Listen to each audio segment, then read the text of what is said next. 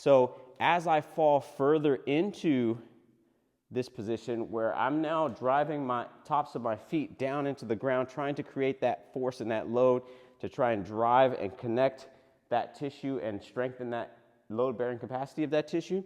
As I move to these more difficult, challenging areas, I can spend more time under tension there, which is going to give my tissues more opportunities to be strong or to be strengthened. Yo, what's up? I'm Coach Rich Thurman, and today we're going to be talking about a few things that you can do to train your knees better. So before we get started, make sure you smash the subscribe button so you never miss a post from me again. So over the years, I've posted numerous videos about what your knee is required to do. One of the fundamental aspects of knee mobility is rotation of the knee joint. In this video, you're going to see me explain how rotation of the knee is important for overall knee function and how it might actually help improve your knee joint for all the things that you want to do, including running. Seated knee cars.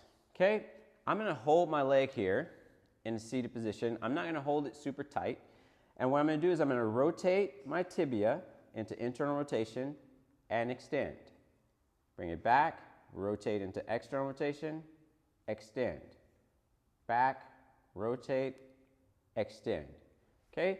Because of the position in relationship to gravity, this is going to bias the quadricep tissue a little bit more than it biases the hamstring flexors. But remember that rotation of the tibia places demands on the hamstrings. So the hamstrings are required to pull in order to create that rotational movement. Standing knee cars. So we're going to start with our right leg off the ground slightly. Our objective is to keep the femur nice and straight, so there should be no rotation at the hip joint. From here, we will flex at the knee till we can't flex anymore, so those hamstrings should be working. We're going to rotate in the back and then extend. Flex at the knee, rotate, and extend. Let me show you from the side.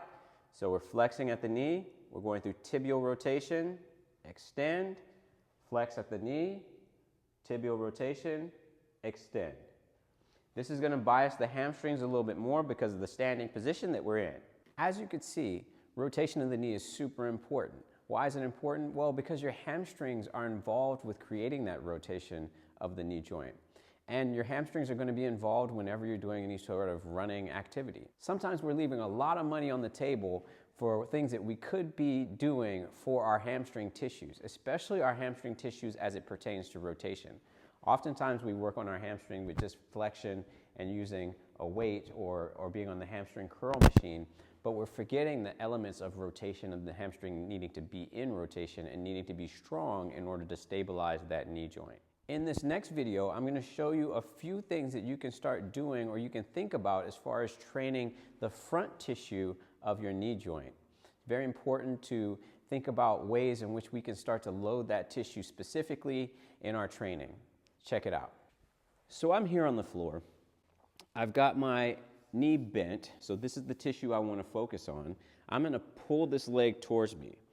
I can do positional isometrics from here. So basically, I can grab onto that shin bone, and now I can try and contract, trying to do this motion here.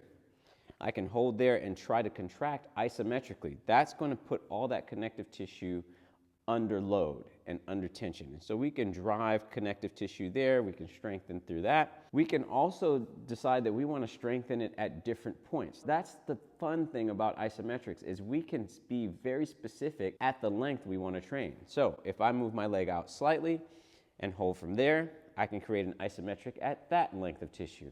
And if I go out even further, I can create isometric contraction there as well. So we can be positional and specific with isometrics. Another thing we can do is eccentric quasi-isometrics. So I like to use a slant board, and you can just stand on the slant board, move yourself into a slight knee bend, and hold there. Now, over time, you're going to begin to fatigue, and you're going to fatigue into new zones. That's going to lengthen that tissue, and you're going to load bear on that tissue as you move into length. So one of the ways in which connective tissue is influenced heavily is moving from shorten to lengthen. So eccentrics are a good tool to use for that. Now, if you're not familiar with the movement, start with no load or start with very little load. But if you feel as though no load is enough, you can add something like a ball or a barbell, and you can start your isometric or your eccentric quasi-isometric here.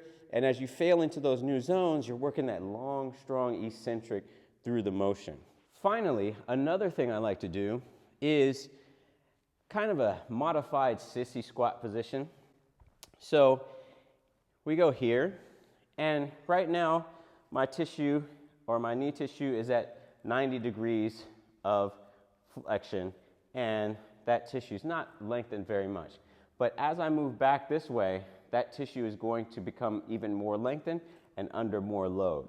So we can do this without any support, but I like to get started with a little bit of support, and for that you can use a band. Now the band is great because as you move into the more difficult areas, which are the areas that are least trained, you get more support.